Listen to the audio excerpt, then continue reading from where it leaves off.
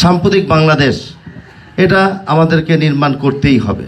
মসজিদ, মন্দির, প্রতিটি ধর্মশালায় আমরা আপনাদের সকল বিষয়ে সকল সমস্যা আমরা সমাধান করব আমাদের নৈতিক জায়গা থেকে। সরকারের বয়স হয়েছে কতদিন, এর মধ্যেই উনি আপনাদের কথাটা কিন্তু মনে রেখেছে। আপনাদের কাছে যেই অঙ্গীকার দিয়েছে সেটাকে বাস্তবায়ন করার জন্য আমাদেরকে আবার পাঠিয়েছে আপনাদের কাছে। আপনারা সৌভাগ্যবান। আমি মনে করি ঢাকা 17 আসনে প্রতিটি মানুষই সৌভাগ্যবান। এমন একজন মানুষ যিনি প্রতিটি জনগণকে তার যে অঙ্গীকার ব্যক্ত করেন সেই অঙ্গীকারকে যতক্ষণ পর্যন্ত বাস্তবায়ন না করতে পারেন ততক্ষণ পর্যন্ত উনি এই বিষয় নিয়ে খুব বিচলিত থাকেন। আপনাদের প্রতিটি সমস্যার সমাধান ইনশাল্লাহ আশা করি ওনার মাধ্যমে আমরা করতে পারবো। একটা দাবিও আমাদের আছে, শুধু আমরাই করব আপনারা করবেন না বিষয়টি এরকম নয়। দুনিয়াটাই গিভ অ্যান্ড টেক। আপনি আমার জন্য করলেই তো আমি আপনার জন্য করব। আপনারা আমাদের জন্য করেছেন বিধায় তো আপনাদের কাছে নির্বাচনের পরবর্তী সময় আবার আপনাদের সামনে উপস্থিত হয়েছি। এই বাংলাদেশ যার যার ধর্ম শেষে পালন করবে। আমরা সবসময় আপনাদের পাশে থাকব। নির্ভয়ে আপনাদের ধর্ম আপনারা পালন করে যাবেন, তাতে কোনো সমস্যা নেই। যে কোনো বিষয়ে আপনারা আমাদেরকে জানাবেন। আমাদের স্থানীয় নেতৃবৃন্দরা আছেন, তারাও যদি কোনো কারণে আপনাদের প্রতি কোনো অন্যায় করে কিংবা বহিরাগত কিংবা আশেপাশের কেউ করে সেই বিষয়টাকে আমাদেরকে জানাবেন। সাম্প্রতিক বাংলাদেশ এটা আমাদেরকে নির্মাণ করতেই হবে।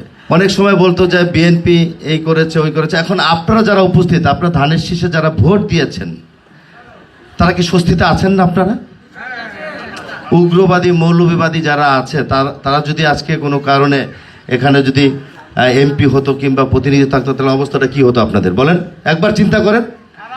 এই চিন্তাগুলো আপনাদের আগামী দিনেও করতে হবে। আমরা আপনাদের পাশে আছি, থাকবো। আজকে যেভাবে ভবনটি সংস্কারের জন্য এখানে উপস্থিত ছিলাম, আর এই ভবনের এই মন্দিরের পাশাপাশি আরেকটা রিকোয়েস্ট ছিল, সেটাকেও আমরা বলেছি এটা পর্যায়ক্রমে আমরা করে দেব।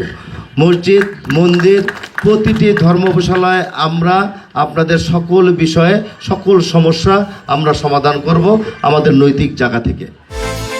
বিকাশ পেমেন্টে 10,000 টাকার বেশি অফার। শপিং চলছে তো। আমাদের কাছে কোনো ধর্ম বর্ণ বিন্যাসে কোনো ধরনের আমাদের কোনো পার্থক্য নেই। যার যার ধর্ম শেষে পালন করবেন, আমরা আপনাদেরকে সহযোগিতা করব।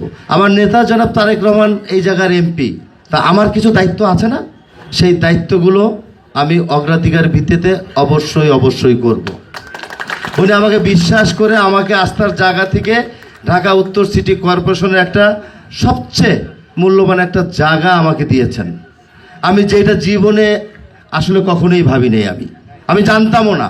বাট আমাকে যে দায়িত্ব দিয়েছে আমি এটা ন্যায়, সততার সাথে, নিষ্ঠার সাথে আমি পালন করব।